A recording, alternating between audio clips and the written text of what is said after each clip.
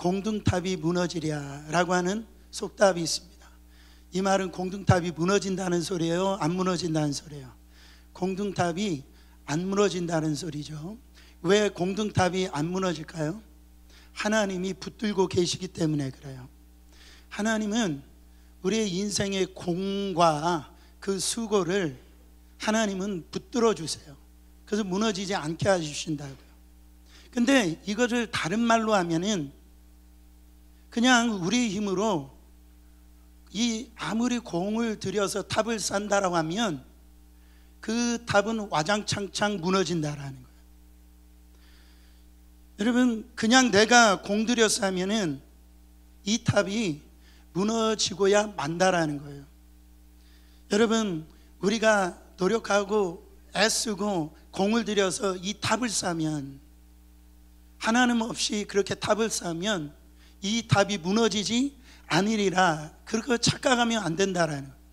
그래서 시편 127편 1절에 보니까 여호와께서 집을 세우지 아니하시면 세우는 자의 수고가 헛되며 여호와께서 성을 지키지 아니하시면 파수꾼이 깨어있음이 헛되도다. 집을 지키는 것도, 성을 지키는 것도 누가 지켜주셔야 된다고요? 하나님이 지켜주셔야 된다라네. 그러니까 하나님께서 우리가 아무리 성을 쌓고 집을 지키려고 애를 쓴다 할지라도 하나님이 그 집 지켜주시지 아니하고 그 나라 성을 아무리 만리장성을 쌓는다 할지라도 하나님께서 지켜주시지 아니하면 와장창창 무너진다라는 거예요. 성경은 또 이렇게 말씀합니다. 시편 128편 1절부터 2절에 보면 여호와를 경외하며 그의 길을 걷는 자마다 복이 있도다. 네가 내 손이 수고하는 대로 먹을 것이라. 내가 복되고 형통하리로다. 여호와를 경외하는 자에게, 바로 믿음으로 주님을 따르려고 사는 자들에게 하나님께서 복을 주시는데, 형통한 복을 주시는데, 어떤 복이요? 네가 내 수고를 한 대로 먹을 것이라는. 목사님, 내가 수고하고 노력한 대로 먹는 게 무슨 그게 축복이에요? 그렇게 말하는 분들이 있을지 모르겠지만, 사랑하는 성도 여러분, 내가 노력한다라고 해서, 내가 수고한다라고 해서 그게 열심히 산다라고 해서 그 결과물이 다 좋냐라는 거예요. 열매를 다 따먹을 수 있냐라는 거예요. 여러분, 농사를 짓는 그 농부가 여름에 봄에 씨를 뿌리고 그 더위에 이 길쌈을 메고요, 수고하고 그렇게 애를 써가지고 하는 이유가 뭐예요? 가을에 풍성한 그 소출을 얻기 위해서 노력한다라는 거예요.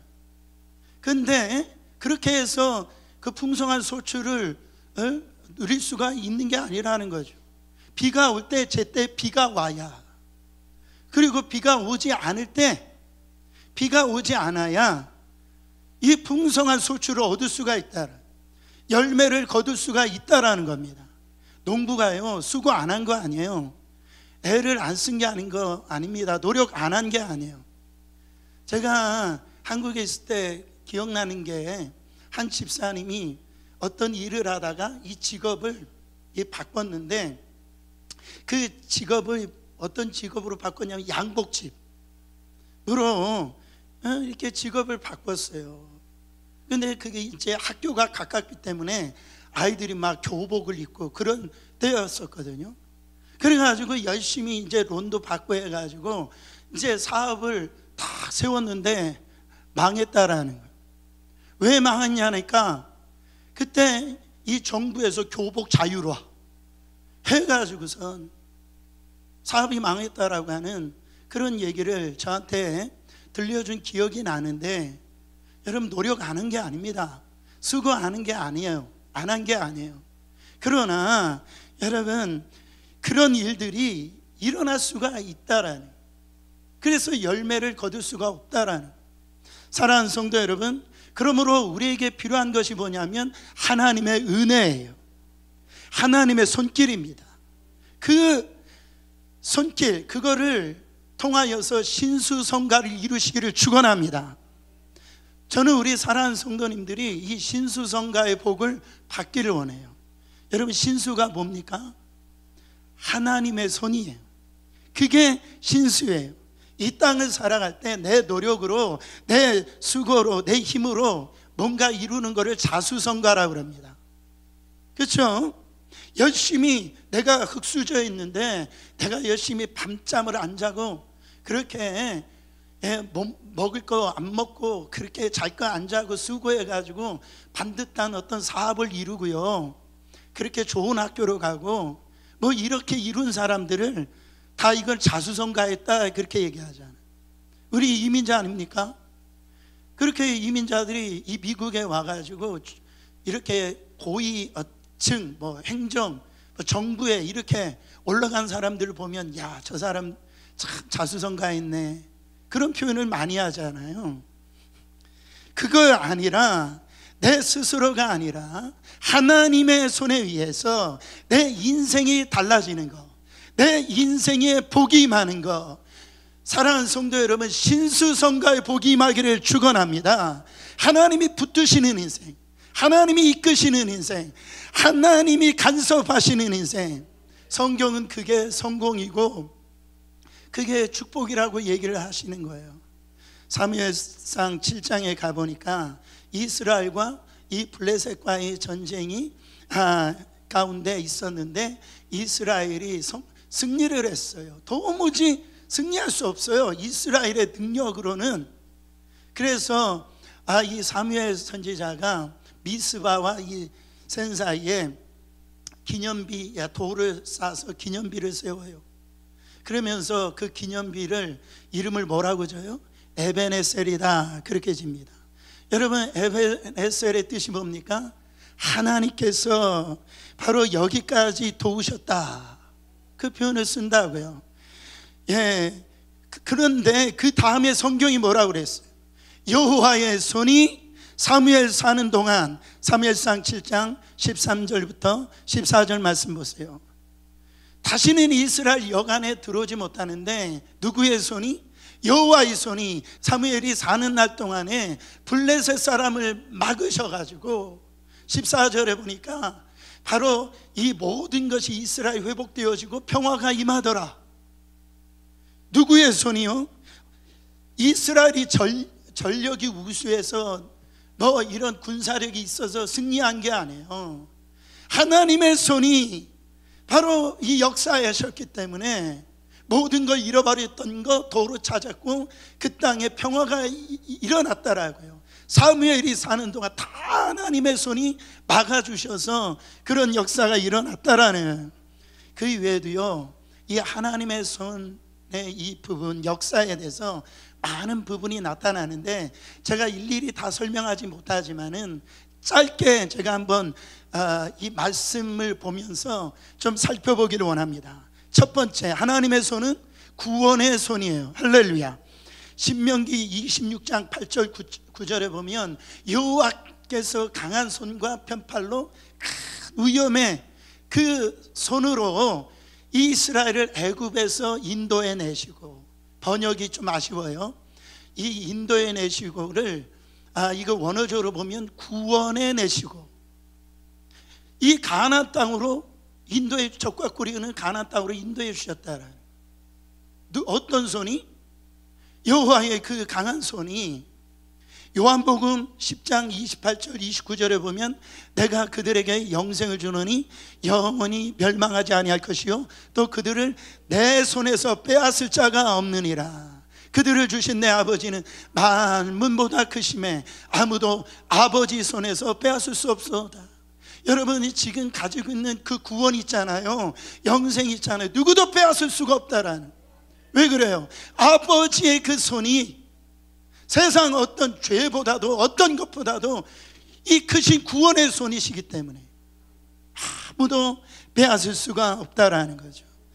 두 번째는 하나님의 손은 보호하시는 손이라는.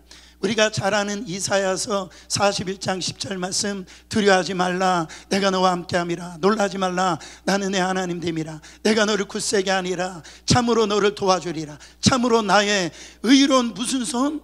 오른손으로, 성경에서 오른손은요 하나님의 능력을 의미해요. 하나님의 힘을 의지합니다. 그 능력으로, 그 힘으로 너를 붙들어 줄게. 두려워하지 말라라는 거예요. 염려하지 말라라는 거예요. 그 능력의 손으로 내가 너를 붙들어 준다라는, 보호해 준다라는. 세 번째로 하나님의 손은 인도하시는 손이랍니다. 에스라 7장 9절입니다. 첫째 날 초하루에 바벨론에서 길을 떠났고 하나님의 선한 손에 도우심을 입어 다섯째 날 초하루에 예루살렘에 이르니라. 이스라엘 백성들이 이제 고향 땅에 돌아오는데 그 바벨론부터 바로 예루살렘까지 돌아오는 길이 쉬운 길이 아니에요. 굉장히 어려운 길이에요. 근데 어떤 손이, 하나님의 선한 손이 바로 그 여정 가운데 도와주셔서, 인도해 주셔서 바로 이 예루살렘에 이르렀다라는 거죠. 네 번째로는 하나님의 손은 위로하시는 손이에요. 요한계시록 7장 17절입니다. 이는 보좌 가운데 계신 어린 양이 그들의 목자가 되사 생명수 샘에서 인도하시고 하나님께서 그들의 눈에서 모든 눈물을 씻어 주실 것입니다. 자식이 어디 가서 무슨 일 당했는지 울고 들어옵니다. 그러면 부모는요 그 아이를 그 눈물을 닦아주는데 손으로 닦아주는 거예요. 여러분, 이 세상 살기 얼마나 힘듭니까? 얼마나 고통스러워요. 누군가 알아주지도 않고 그 마음 이해해 주시지도 않고 위로해 줄 자 아무도 없어요. 근데 우리 하나님의 손이 우리의 세상에서 다 흘렸던 눈물 다 닦아주신다는, 얼마나 감사하죠. 그래서 우리가 장례식에도 그 눈물 닦아주시는 그 주님이 계시기 때문에 바로 우리가 소망을 갖게 되어진다. 한 가지 더 살펴보면 하나님의 손은 치료하시는 손이란. 여러분, 마태복음 8장 2절부터 3절 말씀 보세요. 한 나병 환자가 나와 절하며 이르되 주여 원하시면 저를 깨끗하게 하실 수 있나이다 하거늘 예수께서 손을 내밀어 그에게 대시며 이르시되 내가 원하노니 깨끗함을 받으라 하시니 즉시 그의 나병에서 깨끗하여진지라. 저는 이 말씀을 읽을 때마다 정말 은혜를 참 많이 받습니다. 하나님께서 이 문둥병자, 나병 환자를 어떻게 지금 치료해 주셨어요? 손을 대어 주셔서 고쳐 주셨어요. 여러분, 예수님이 그 병자를 고쳐 주실 때 그냥 말씀으로 고쳐 주실 수 있어요. 내 믿음대로 될지어다. 그래서 병자를 고쳐 주셨는데 이 문둥병자, 이 나병 환자에게는 손을 대셔서 고쳐 주셨다라는, 얼마나 은혜가 되는지 몰라요. 여러분, 그 당시 율법으로 이 문둥병은요 바로 전염병이에요. 그래서 사람들 앞에 나올 수가 없어 분리되어서 살아야 돼요. 그렇기 때문에 이 나병 환자는 어떤 길을 가더라도 나는 나병 걸렸어요, 나는 나병 환자예요, 그 큰 소리로 외쳐야 됩니다. 왜요? 실수로 그 사람이 그 나병 환자, 문둥병자하고 이렇게 접촉이 일어나면 그 병이 그 사람에게도 옮겨가기 때문에, 그렇기 때문에 이 나병 환자는 그의 삶이 얼마나, 그 마음이 얼마나 힘들겠어요. 얼마나 고통스러워요. 그게 얼마나 상처로 남았겠습니까? 근데 예수님이 나병 환자의 손을 대시고 고쳐주셨다. 여러분, 우리 예수님이 오늘 여러분들의 어떤 질병이 있든지 주님의 그 손으로 고쳐주시는 줄 믿으시길 바랍니다. 보이지 않는 그 상처까지, 다른 사람의 나 보는 그 시선까지, 그걸 가지고 살아가고 있는 우리의 인생을 예수님의 그 손이 대어지는 순간 우리는 치유가 일어나고 회복이 일어난다라는, 그게 하나님의 손이라는 거예요. 이렇게 하나님의 손은 다양하게 우리에게요 역사하셔서 도우신다고요. 세상은 그렇지 않습니다. 세상은 물질이나 어떤 지혜나 어떤 이 권력이 그거를 붙잡고 이렇게 살아가는데요, 성도는 그게 아니라 하나님의 손에 의해서 붙잡혀 살아가는 인생이라. 하나님의 손이 이끌리는 대로 살아갈 때 인생이 가장 행복하고 가장 멋지게 살아갈 수 있다. 그것을 성경에서는 성공적인 삶이라고 말씀하고 있습니다. 오늘 이 창세기 49장은 야곱이 자기 12아들에게 이제 자기가 죽을 날이 가까워서 12아들에게 이제 기도해 주는 장면입니다. 제가 다른 아들들을 살펴보지 아니하고 그 요셉을 좀 살펴보기를 원합니다. 야곱이 그 험한 인생을 다 살고요, 이제 요셉을 축복하는데 어떤 축복 기도를 해줘요? 22절, 요셉은 무성한 가지 곧 샘의 무성한 가지라 가지가 담을 넘었도다. 하나님, 우리 아들 이 정말 그 샘이 통해서 무성한 가지가 되게 해주세요. 그 가지가 담을 넘게 해주세요. 그렇게 기도했다라. 그리고 22절부터 24절에 보면 활 쏘는 자가 그를 학대하며 적개심을 가지고 그를 쏘았으나 요셉의 발은 도리어 굳세며 그의 발은 힘이 있으나 이는 야곱의 전능자 이스라엘의 반석인 목자의 손을 힘입음이라. 지금 하나님, 우리 아들 앞으로 살아가는데 원수의 대적의 손에서 건져주세요. 지금 근데 그 건져주소서 할 때 누구의 손으로? 전능자의 손으로, 바로 하나님의 손으로요. 그 하나님의 손으로 막아주세요. 어떤 대적이 공격할 때, 그런 적군들이 들어올 때 하나님, 우리 요셉 그 적들의 손에서 전능자의 손으로 막아주세요. 이어지는 축복이 25절입니다. 내 아버지 하나님께로 말미암았나니 그가 너를 도우실 것이요 전능자로 말미암았나니 그가 내게 축복을 주실 것이라. 위로 하늘의 복과 아래로 깊은 샘의 복과 젖먹이는 복과 태의 복이로다. 누가 도와주신답니까? 누가 복을 주신답니까? 하나님이요. 하늘의 복 누가 주신답니까? 땅의 복 누가 주신대요? 젖먹는 복, 태의 복 누가 주신다라는 거예요. 하나님이요. 여러분, 요셉의 이름의 뜻이 뭔지 아십니까? 오늘 설교에 이 이름만 알아도 여러분 설교 오늘 예배 오신 거 다 충분해요. 요셉의 뜻이 뭐냐면 그가 더하시리라. 하나님이 더하시리라. 그가 더하시리라. 요셉의 형통, 요셉이 그렇게 여러 가지 어려움을 겪고 나서 그의 인생에 나중에 애굽의 총리가 되잖아요. 그 이유는 요셉이 뭔가 특별한 사람이었기 때문에 그런 게 아니었어요. 뭔가 환경이 좋아서 그랬다는 게 아니었어요. 그가 어떤 실력이 남보다 뛰어나서 그게 아니라 뭐라고요? 하나님이 그의 인생 가운데 더하시는 은혜가 있었기 때문에 그래요. 그랬더니 형통의 복을 받았다, 그렇게 고백을 합니다.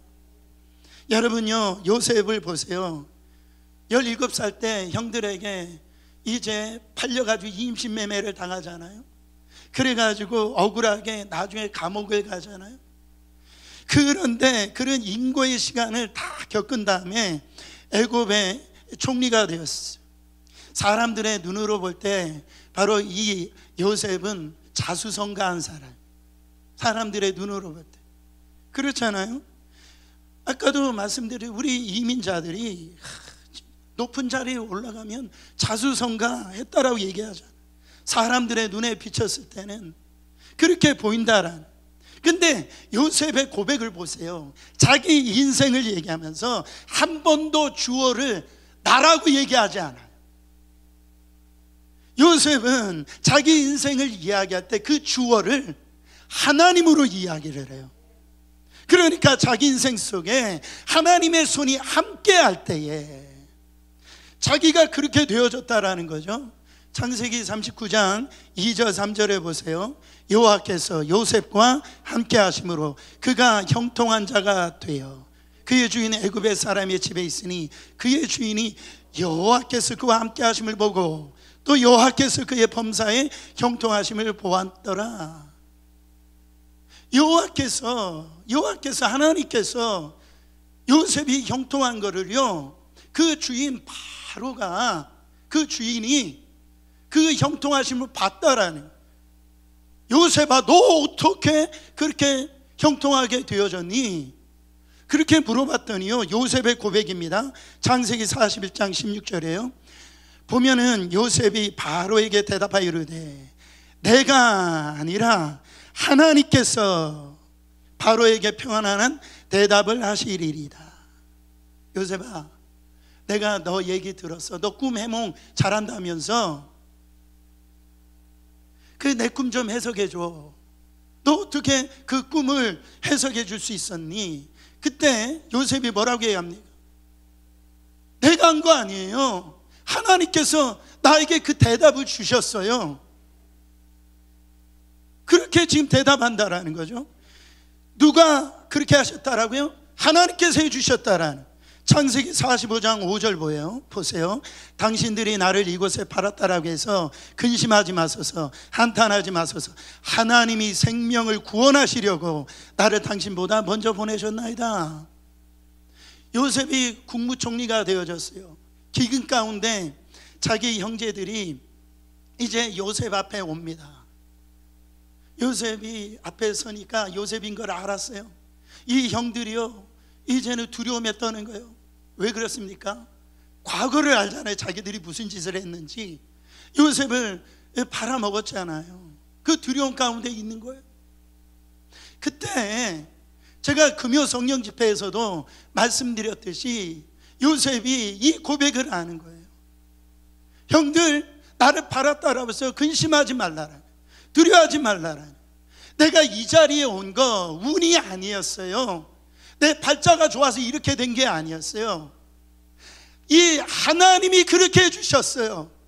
이 섭리시나 바로 하나님이 우리 가정 살려주시려고, 우리 민족 살려주시려고 내가 그런 고난 가운데 있었고 그런 인생을 살 수밖에 없었어요. 여러분, 누가 이렇게 해주셨답니까? 하나님이요. 그래서 창세기 50장 19절부터 20절에 그렇게 고백을 하는 거예요. 하나님이 그것을 선으로 바꿔주셨다라고. 요셉이 계속 고백하는 게 뭡니까? 하나님이 나의 인생 속에, 요셉의 인생 속에 자기는 한 게 아무것도 없다라는, 자기가 이렇게 뭘 좀 했다라고 지금 고백하는 게 하나도 없다고요. 우리는 뭡니까? 다 하나님이 하셨대요.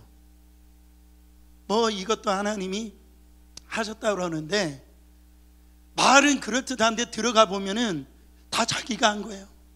사랑하는 성도 여러분, 지금 요셉은 그냥 립서비스 정도가 아니었어요. 그냥 마음이 그런 마음이 아닌데 남들에게 잘 보이려고 그렇게 하는, 그럴듯하게 보이려고 그렇게 꾸며낸 이야기가 아닙니다.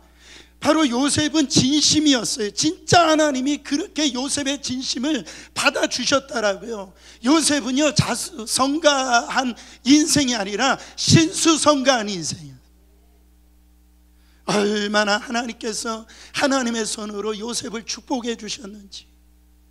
요셉의 이름처럼 하나님께서 그의 지혜를 더하여 주셨고 물질도 더하여 주셨고 그 지혜도 바로 능력도 더해 주셨더니 자기도 살았을 뿐만 아니라 가정도 살려주시고 민족 전체를 그 기근의 때에 살려주시는 그런 자가 되어졌다란.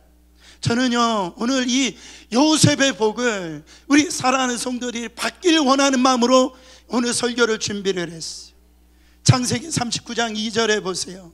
여호와께서 요셉과 함께 하심으로 그가 형통한 자가 되어 그의 주인 애굽 사람의 집에 있으니. 요셉이 하나님이 함께 하시니까 어떤 복을 받았대요? 형통의 복을 받았대요.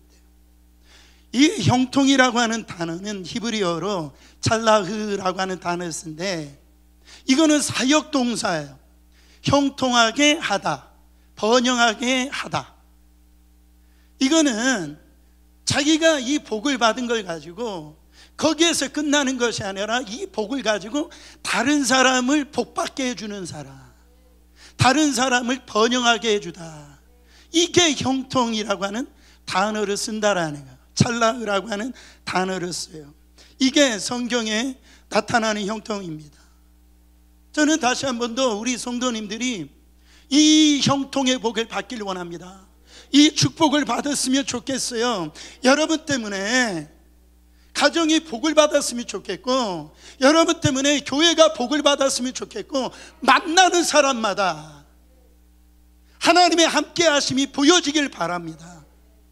오늘 49장 22절 다시 한 번 더 보면은, 요셉은 무성한 가지 곧 셈의 무성한 가지라 가지가 담을 넘었도다. 요셉은 어떤 가지랍니까? 무성한 가지예요. 1차적인 축복이죠. 빈약한 가지가 아니에요. 무성한 가지예요. 근데 그 셈의 무성한 가지인데 그 가지가 어디로 넘었답니까? 담을 넘어버렸어요.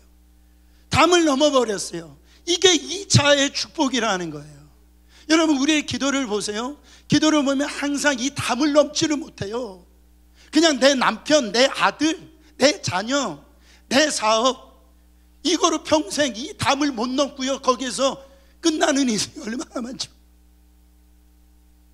요셉은요, 그 받은 그 풍성한 그 축복을 가지고 담을 뛰어넘는 그 가지가 되어졌다. 야곱이 그렇게 축복을 해줬어. 요즘 교회를 떠나는 분들이 참 많은데, 그래서 안 나가 성도, 이거를 바꾸고 말하면 가난한 성도들이 굉장히 많아요. 이 포스트 코로나 지나면서요, 교회를 안 나오는 거예요. 여러분, 성경 말씀에 이 교회를 뭐라고 말합니까? 모든 만물을 위해서, 모든 만물을 충만하는 자의 충만이 바로 하나님의 교회예요. 교회라고 하는 것은 그리스도의 몸을 통해 가지고 무한한 생명을 공급하고 생명을 통해서 공동체적인 축복을 주시는 곳이 바로 교회입니다. 여러분, 교회가 왜 좋은 거예요? 저는요, 예수 믿고요, 너무너무나 참 제 귀에 의심될 만한 그 이야기를 제가 들었어요. 교회 와가지고. 그게 뭐냐면 저보고 형제님 그러는 거예요. 그리고 저보고요, 복을 받는데요, 나아가서는 전 세계에 복음을 전하는 자가 될 거래요. 도대체 무슨 얘기를 해야 아멘을 할 겁니다. 저한테 세계적인 사역자가 될 거라고. 저는 그런 얘기 들어본 적이 없어요. 집에서 그런 얘기 못 들어봤어요. 그냥 죽일 놈 이런 얘기 그런 얘기만 들었는데, 교회에 오니까요, 시골에서 그 깡촌에서 언론 저를 보고 축복받은 사람이라고 그러고, 하나님이 통해서 놀라운 일을 행하실 거라 막 그 얘기를 하는데 너무너무 은혜가 되는 거예요. 여러분, 이게 교회예요. 이런 축복들의 언어들, 믿음의 공동체에서 그게 들려지는 겁니다. 그 교회 안에서 신앙생활하는 게 너무너무 이게 그 축복이라고요. 제가 한번 말씀드렸잖아요. 북극에 있는 황제 펭귄 보세요. 그 엄청난 혹한 속에서 그 황제 펭귄이 어떻게 삽니까? 그 무리를 떠나면은요, 그 순간 죽는 거예요. 그 무리를 떠나서. 공동체가 얼마나 중요한가, 구역 예배가 얼마나 중요한가, 여러분 이걸 잊지 말아야 됩니다. 이런 분들 계시잖아요. 목사님, 요셉하고는요 나하고 거리가 멀어요. 이런 분들이 있어요. 가지가 요셉이 넘는다는데, 그렇잖아요. 요셉이 가나안을 넘어 그 애굽까지 이렇게 가잖아요. 그렇지 않아요. 여러분들은 다 넘어온 분들이에요. 가지가 이민자잖아요. 한국에서 지금 미국까지 넘어온 분들이에요.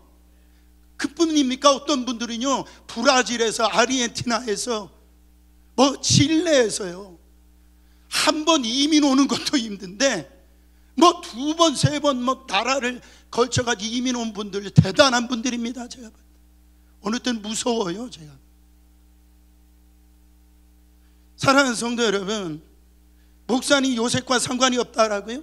아니에요. 여러분이 이미 가지를 넘어온 자들이에요. 담을 넘어온 자들이에요.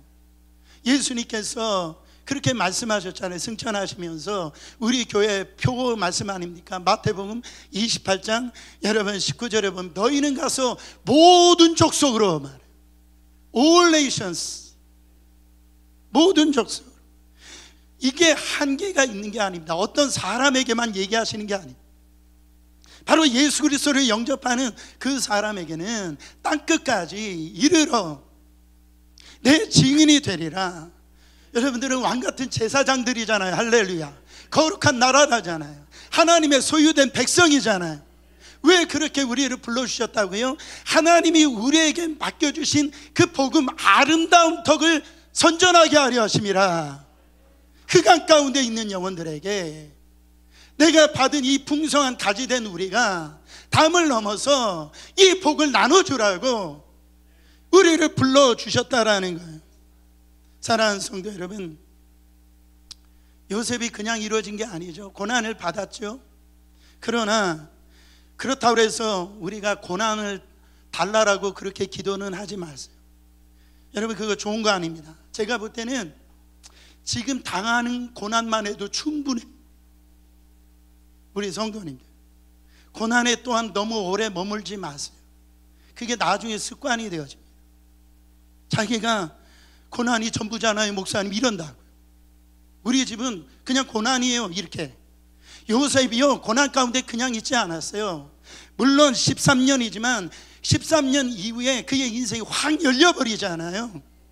고난 너무 좋아하면은요, 그게 진을 칩니다. 오래 간다라. 고난이 우리에게 유익을 줍니다. 어떤 유익을 주는 줄 아세요? 여러분, 십자가도요 3일에 끝났어요. 부활이 나오는 거예요. 중요한 건 이런 거예요. 우리 인생 가운데 요셉과 같은 고난이 있어요. 어려움이 있어요. 그러나 그 고난보다 더 크신 하나님, 바로 하나님의 사랑과 하나님의 그 능력의 손이 그 고난 가운데 우리를 붙들어 주신더라.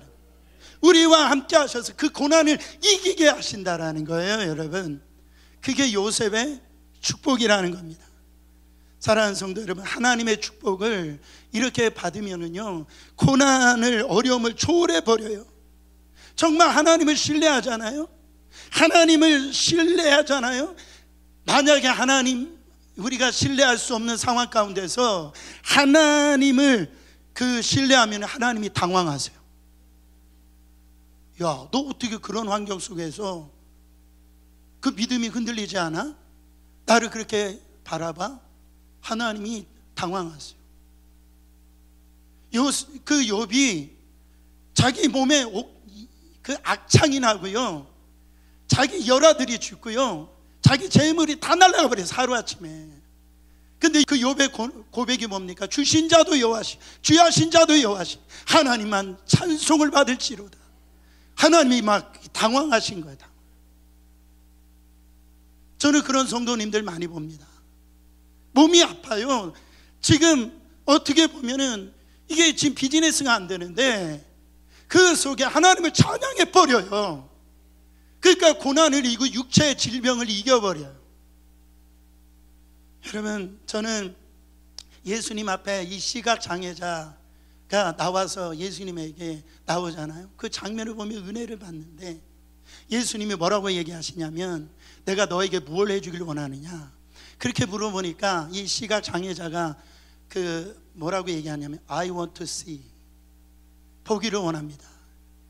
오늘 영어 여기까지만 하겠습니다. 보기를 원하나이다. 사랑하는 성도 여러분, 이게 기가 막힌 고백이에요. 우리가 볼 때 아무것도 아닌 것 같지만 생각을 해보세요.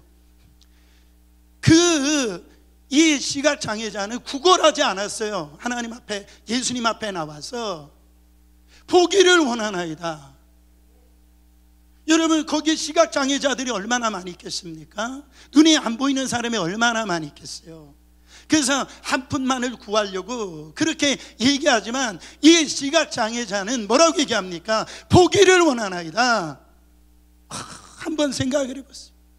여러분, 하나님의 능력을 경험할수록 어떤 생각이 드는 줄 아세요? 야, 수준대로 구해야 되는구나. 수준대로.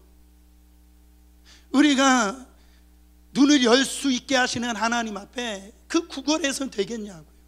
그렇지 않습니까? 하나님의 능력을 경험하며 경험할수록요, 와, 정말 하나님이 얼마나 풍족하신 분인지, 얼마나 풍성하신 분인지, 얼마나 능력이 많으신 분인지 그거를 막 경험하게 되어져요.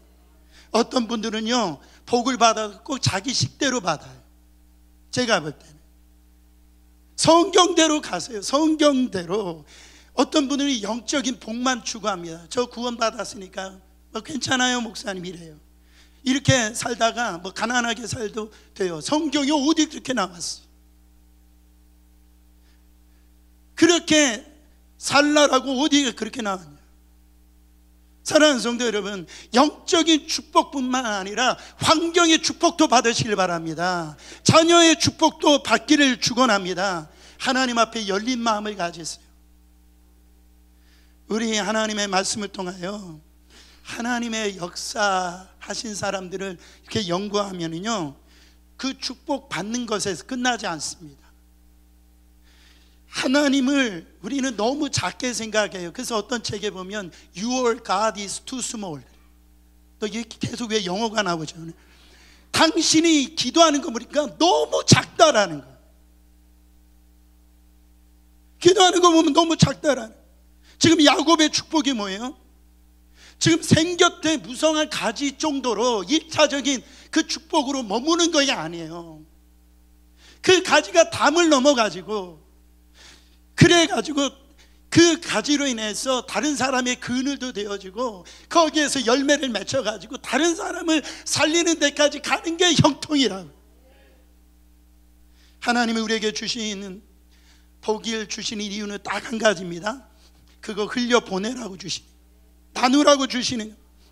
사해바다 아시잖아요. 이스라엘에 요단강보다 사해바다가 엄청 비교할 수 없을 정도로 큰데, 그 사해바다는 냄새가 납니다. 왜 그래요? 받기만 했지 나눠주지를 않는 거예요. 썩어버리는 거예요. 아무리 우리에게 여러 가지 물질이 있고요, 여러 가지 지식이 있고 내가 가진 뭔가 탤런트가 있다 할지라도 그것을 나누지 않으면, 베풀지 않으면 여러분 그거 썩어버리는 거예요. 아무런 역사 없어요. 여러분 오병이어 보세요. 오병이어는 한 아이의 그 점심 도시락 한 끼입니다. 근데 그 오병이어 가지고 몇 명이 먹었어요? 장정만? 5,000명을 먹었어요. 당황하지 마세요. 5,000명을 먹었어요. 그러니까 이 아이의 도시락 한 끼가 몇천 명 분이에요. 이게 5,000명의 분이에요. 여러분, 이 오병이어는 5,000명을 먹였다고요. 만약에 이 아이가 안 내려놓고 자기 혼자 먹었다고 생각해 보세요. 그러면 몇 인분을 먹은 거예요? 5,000인분을 먹은 거예요. 자기 혼자 먹었어요. 저는 사실은요, 저는 우리 성도님들이 5,000명 분을 먹을 수 있는 그런 인생이 되기를 저는 바랍니다. 한 끼 식사가 5천만 원짜리 먹을 수 있는 그런 인생이 되길 바라요. 할렐루야. 그렇게 자기가 돈 벌어가지고 좋은 집 사고 좋은 차 사고 잘 먹는다니 누가 뭐라 그래요? 그런데 저의 마음은 그래도 5,000명짜리가 아니라 5천만 원짜리에 밥을 먹을 수 있지만 10,000원짜리 어떤 갈비탕 하는 그릇 먹으면서 4,999명을 바로 먹일 수 있는, 갈비탕을 사줄 수 있는 그런 사람 되길 원합니다. 저는 그렇게 살았으면 좋겠어요. 여러분, 누구를 기뻐하시겠어요? 하나님이 기뻐하시지 않겠습니까? 하나님이 주신 그 복을 가지고 하나님의 손이 역사해 주시면 이런 요셉과 같은 복을 임하는데, 그 복이 임할 때에, 그 전능자의 손이 임할 때 그 복을 나만 끝난 것이 아니라 다른 사람을 흘려보내는 그런 사람 되시기를 축원합니다. 말씀을 마치면서 미국의 오래된 이 글 중에 거장의 손이 닿을 때라고 하는 글이 있어요. The touch of the master hand라고. 거장의 손이 닿을 때. 이게 뭐냐면 골동품 같은 예술품이 오가는 경매장에 아주 보잘것없는 바이올린 하나가 이 경매에 붙여졌어요. 낡고 이 볼품 없으니까 누구도 거들떠보지 않는 거예요. 그래서 경매를 붙였더니 3달러였다며. 3달러. 근데 한 노신사가 앞으로 걸어나서 자신이 가지고 있는 그 손수건으로 그 낡은 그 아무도 거들떠보지 아니하는 그 바이올린을 닦는 거예요. 그리고 그 바이올린의 현을 갖다가 조율을 합니다. 그리고 난 다음에 연주를 하는데 그 연주가 다른 사람들의 마음을 감동시키는, 그 연주를 들은 사람들이 일어나서 박수를 치는데 그거를 경매를 붙였더니 3달러짜리가 그게 100달러가 되어주고 나중에 3,000불로 이 경매로 이 바이올린이 팔려버렸다라는 거예요. 사랑하는 성도 여러분, 오늘 우리의 인생에 똑같은 바이올린이잖아요. 누구의 손에 그게 들려지느냐, 누가 이 바이올린을 키느냐에 따라서 어떻게 보면 볼품없고 다른 사람이 그 인정하지 아니하는 삶이라 할지라도 그 거장의 손이 닿기만 하면 3달러와 같은 인생이 바로 3,000불이 되어지는 가치 있는 인생, 그런 인생이 되어진다고요. 사랑하는 성도 여러분, 지금 누구의 손에 들려져 있습니까? 아직도 자수성가해요. 내 힘으로 내 능력으로 지금 살아가려고 무너진단 말이에요. 하나님의 손에, 전능자의 손에 힘입어 여러분들의 남은 인생을 나아갈 때 우리 하나님이 거기에서 건져주시고 인도해 주시고 치료해 주시고 바로 하나님께 축복해 줄 줄 믿습니다. 전능자의 손에 힘입어 사시기를 축원합니다.